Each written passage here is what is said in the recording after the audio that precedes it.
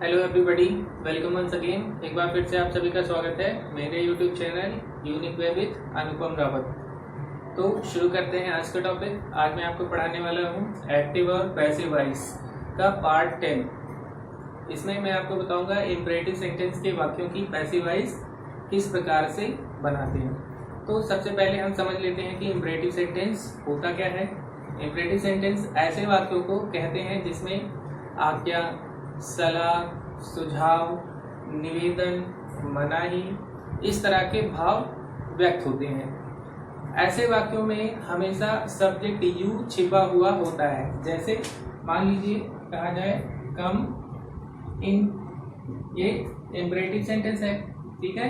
इसमें subject you छिपा हुआ है, इसका मतलब हुआ यू कम। मैंने कहा कम इन, अंदर आओ, स्टैंड अप, खड़े हो जाओ, गो देयर, वहां जाओ। यानी मैं किसी से ये बात बोल रहा हूँ और उसका नाम नहीं ले रहा हूँ, और जिससे मैं बोल रहा हूँ वो समझ जा रहा है। जैसे मैं आपसे कहूँ कीप क्वाइट, पे अटेंशन, तो आप जो है समझ जाते हैं मैं आपसे बात कर रहा हूँ। यानी यू इसमें, यानी आप, यू यानी इसमें छिपा हुआ है। तो ये हो गया इम्परेटिव सेंटेंस, ठीक है। इम्परेटिव सेंटेंस में सब्जेक्ट यू छिपा होता है, ठीक है। और अधिकतर वाक्य जो है आपके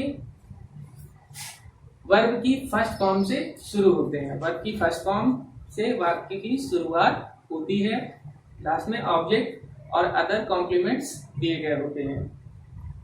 तो इन वाक्यों की पैसिव वॉइस हम किस प्रकार बनाते हैं, सबसे पहले इसका स्ट्रक्चर देख लेते हैं। एक्टिव वॉइस में हम सबसे पहले लिखते हैं वर्ब की फर्स्ट फॉर्म, उसके बाद ऑब्जेक्ट, और अगर सेंटेंस अधिक लंबा है तो उसमें कोई कॉम्प्लीमेंट दिया गया होता है, ठीक है। पैसिव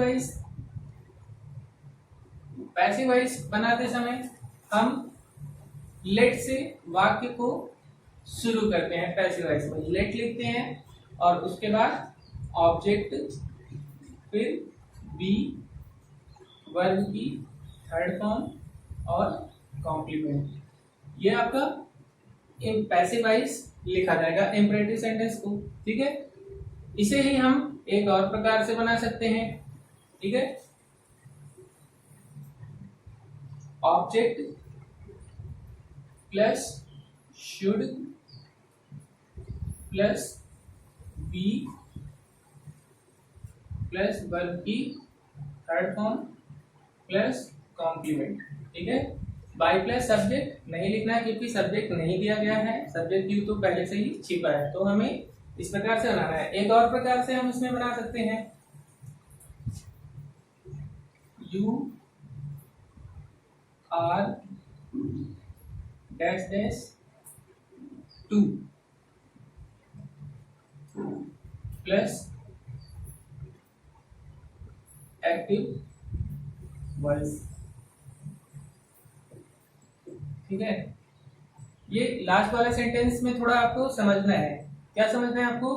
एक्टिव वॉइस में जो है सेंस क्या निकल करके आ रहा है, ठीक है। अगर सलाह निकल कर आ रही है तो सलाह की मीनिंग होती है एडवाइस। तो यहाँ पे जो डॉट डॉट जो पोर्शन लिखा है यू आर, यहाँ पे जो डॉटेड पोर्शन है इसमें हम जो है सलाह के लिए लिखते हैं एडवाइस। एडवाइस, निवेदन, निवेदन, ठीक है। निवेदन के लिए लिखते हैं रिक्वेस्टेड, आदेश, आदेश के लिए लिखते हैं ऑर्डर्ड, मनाही। तो उसके लिए हम लिखते हैं फॉरबिड,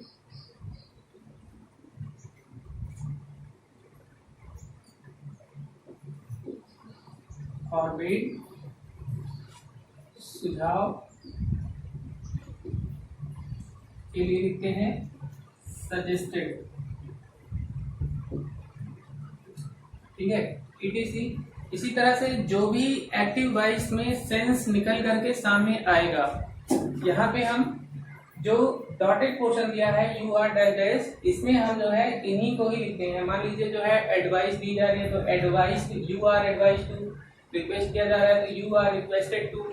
और अगर आदेश किया जा रहा है यू आर ऑर्डर टू। मनाही की जा रही है यानी निगेटिव सेंटेंस आपका है इंटरेटिव में डोंट से शुरू होने वाले, तो डोंट से शुरू होने वाले में हम जो है forbid, you are forbid to. या फिर जो है हम सुझाव वाले वाक्यों में सजेस्टेड टू। या फिर जो है कोई अन्य सेंस जो भी निकलते हैं, यानी अगर मान लीजिए कोई चीज पूछ रहा है, निवेदन कर रहा है तो आस्क्ड, ठीक है। इसी तरह से जो है हम यू आर लगा करके इसमें डॉटेड की जगह इन सेंस को लिखते हैं, ठीक है। पास्ट फॉर्म में ये जो ईडी लगा है ये सभी वर्ब की सेकंड फॉर्म को और वर्ब की थर्ड फॉर्म को जो है व्यक्त करते हैं, क्योंकि सेंटेंस आपका पैसिव वॉइस में है, ठीक है। और जो एक्टिव वॉइस यहाँ पे लिखा है टू के बाद जो है हम पूरा एक्टिव वॉइस जो दिया है वही हम यहाँ पे उतार देंगे, ठीक है। एग्जाम्पल्स के थ्रू हम इस बात को समझने की कोशिश करते हैं, ठीक है। वीडियो को पॉज करके आप ये सारी चीजें नोट कर लीजिएगा, ठीक है।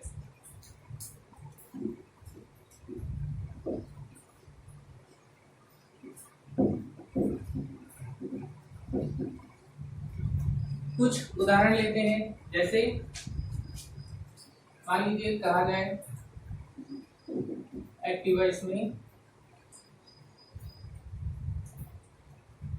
Call the police at once. At once माने तुरंत ही, पुलिस को तुरंत बुलाओ, ठीक है। अब इस सेंटेंस में देखिए कॉल जो है वर्ब की फर्स्ट फॉर्म हो गया, ऑब्जेक्ट द पुलिस हो गया और एट वंस जो है ये आपका कॉम्प्लीमेंट में आ गया, ठीक है। ये वर्ब की फर्स्ट फॉर्म है, ये आपका ऑब्जेक्ट है और ये जो है आपका कॉम्प्लीमेंट है, ठीक है। तो नियम क्या बताया मैंने आपको, तीन तरह से आप इसको बना सकते हैं, ठीक है। तो पैसिव वॉइस में हम पहले नियम तो लेट से शुरू करते हैं, तो हम सबसे पहले लेट लिखते हैं, लेट के बाद ऑब्जेक्ट। ऑब्जेक्ट क्या है इसमें, the police, late the police. उसके बाद बी लिखते हैं और वर्ब की फर्स्ट फॉर्म की जगह थर्ड फॉर्म कॉल्ड, और उसके बाद complement at once.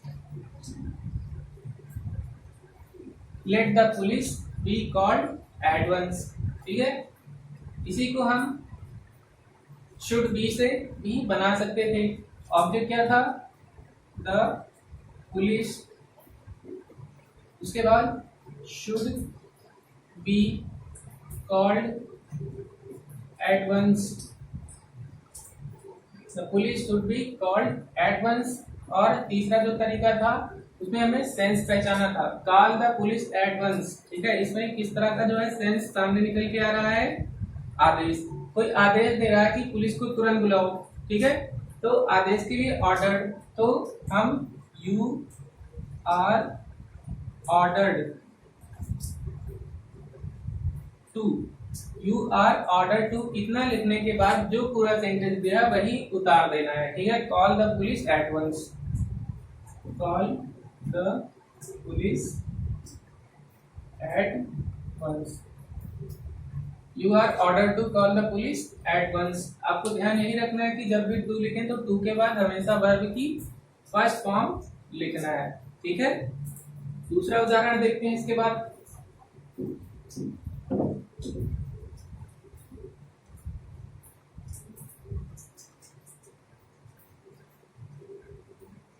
Please help the man, please help the man, ठीक है। अब यहाँ पे देखना है सेंटेंस आपका किस प्रकार का है। ये आपका निवेदन किया जा रहा है, इसमें सेंस आपका कौन सा निकल के आ रहा है, रिक्वेस्ट किया जा रहा है। तो अगर हम जो है यू आर डॉट डॉट वाले नियम से बनाएंगे तो रिक्वेस्ट के लिए रिक्वेस्टेड, प्लीज हमेशा रिक्वेस्ट करने के लिए लगाया जाता है। तो अगर ये चीज हमें दिखे तो हम तुरंत you are requested to, you are requested to इतना लगा करके प्लीज को हमें हटा देना है, ठीक है। इसको हम पैसिव वॉइस में हटा देंगे, help the man, you are requested to help the man. ठीक है, दूसरा एग्जांपल लेते हैं। जैसे मान लीजिए कहा जाए कि don't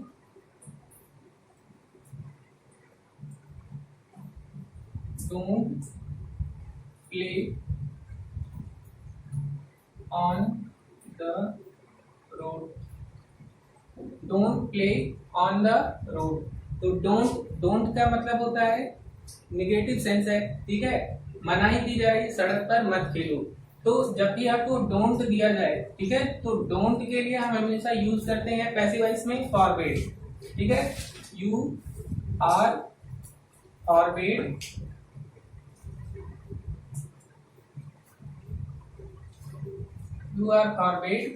to. You are forbid to. Don't को हमें हटा देना है, play on the road. To के बाद मैंने बताया वर्ब की first form, play on the road. ठीक है, don't play on the road. इसे चाहे तो आप जो है दूसरे तरीके से भी बना सकते हैं। ठीक है, सेंस आपको पहचानना है। ठीक है, सेंस डोंट में हमेशा किसका निकलेगा, फॉरबिड का ही निकलेगा। ठीक है, तो ये हो गया हमारा डोंट वाला। यदि सेंटेंस में जो है रिक्वेस्ट प्लीज भी लगा हो, डोंट लगा हो, तब हम कैसे बनाते हैं। जैसे मान लीजिए आपसे कहा जाए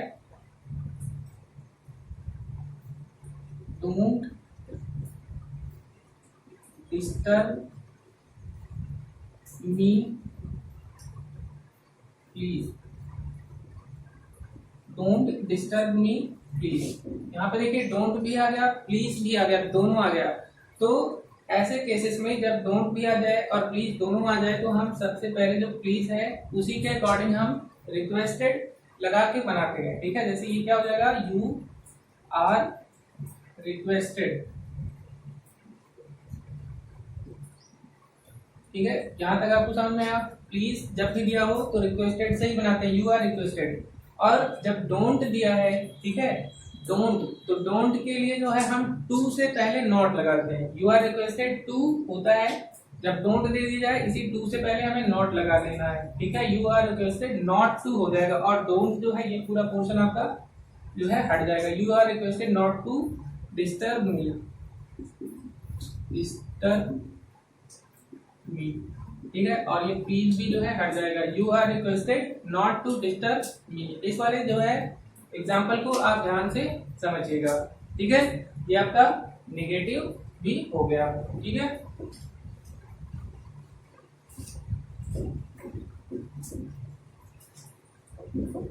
इसके बाद कुछ एग्जांपल्स और ले लेते हैं।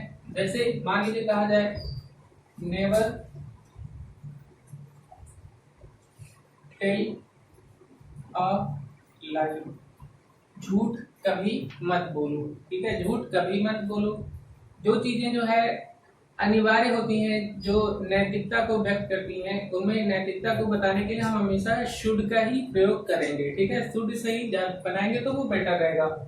नेवर टेल अ लाई, तो इसमें जो है टेल वर्ब है और जो है ए लाई ऑब्जेक्ट है। तो जो है शुड बी से अगर हमें बनाना है तो हम ए लाई को पहले लिखते हैं, a lie should never be told. A lie should never be told, ये इसका जो है आंसर हो जाएगा पैसिव वॉइस में। ठीक है, एक एग्जांपल और लेते हैं।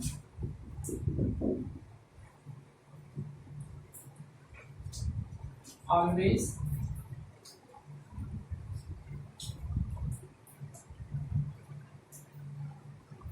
ओबे योर टीचर्स। ऑलवेज ओबे योर टीचर्स। ठीक है, ओबे वर्ब की फर्स्ट फॉर्म है, योर टीचर्स ऑब्जेक्ट है, और ऑलवेज जो है इसमें दिया गया है। ये हालांकि सेंटेंस आपका नेगेटिव नहीं है। ठीक है, लेकिन ये जो है हमारी मौलिकता को, हमारी नैतिकता को जो है व्यक्त करता है कि हमारा नैतिक कर्तव्य है कि हम अपने अध्यापकों का सम्मान करें। ठीक है, और इसको हम बनाएंगे शुड बी से, तो ये हो जाएगा your teachers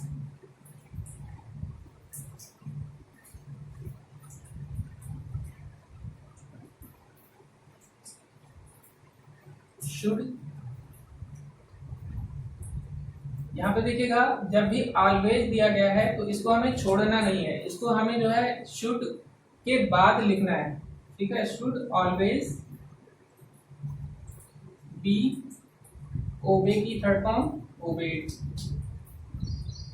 your teacher should always be obeyed, ठीक है। अगर इसको हम जो है बनाना चाहें यू आर डैश डैश से, तो हम सेंस पहचाने, इसमें सेंस क्या दिया जा रहा है, एडवाइस दी जा रहा है, ठीक है। एडवाइस, तो इसको हम बना सकते हैं you are advice to, you are advised to, ठीक है। तुम्हें आदेश दिया जाता है। अब मैंने क्या बताया था कि टू के बाद वर्ब की फर्स्ट फॉर्म लिखना है, ठीक है। Obey, you are advised to obey your teachers, ठीक है। ये हो गया आपका इंपरेटिव सेंटेंस, ठीक है।